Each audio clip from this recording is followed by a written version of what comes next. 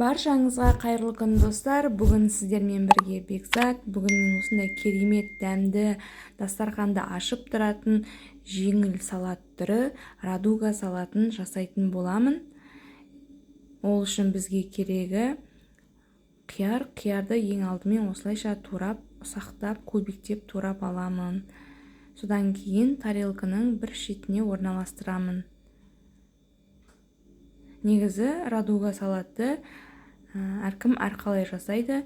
Менде бұл жерде бір ерекшелігі чипсы, көк жуа, икра қосып жасайтын боламын. Сондықтан видеоны соңына дейін қарасаңыздар болады. Содан кейін мінекей помидорды да дәл осылай кубиктеп турап, огурцидың жанына оны да қоятын боламын.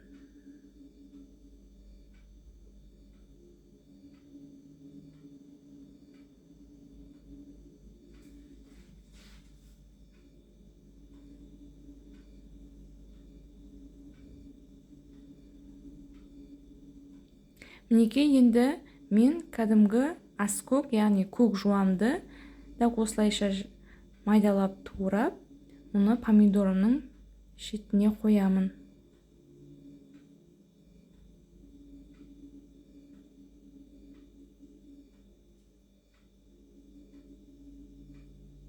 Мен бұл салатты өте жиі жасаймын, өте тез дайындалады және де жеңіл салат болғандықтан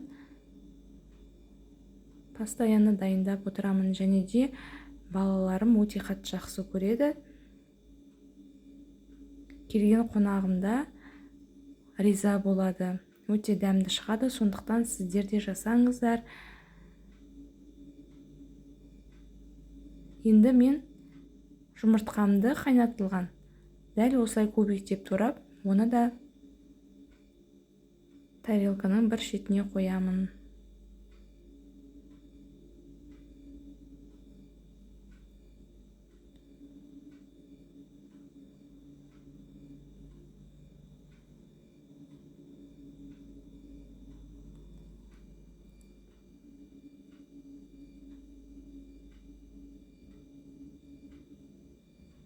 Мінекей жұмыртқамды қойдым, енді икрамды қойып шығып жатырмын. Одан кейін кукуруз саламын.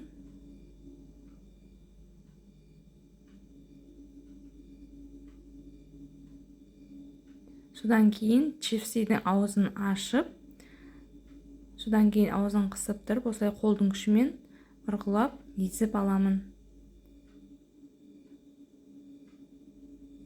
Енді осыны чипсиді қасықпен, оны да тарелканың шетіне қоя бастаймын. Мінекей өздеріңіз көріп тұрғандай, сондай әдемі салат шықты. Және де оның ортасына майонезді құятын боламын.